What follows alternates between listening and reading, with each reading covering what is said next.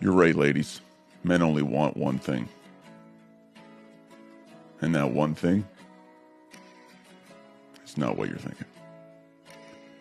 What men want is a big piece of property and peace and quiet.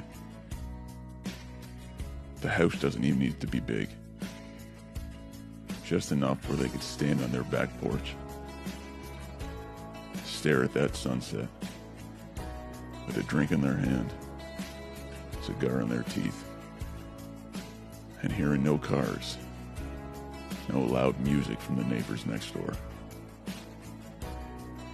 Just the animals, the insects buzzing, and the crackling roar of the fire.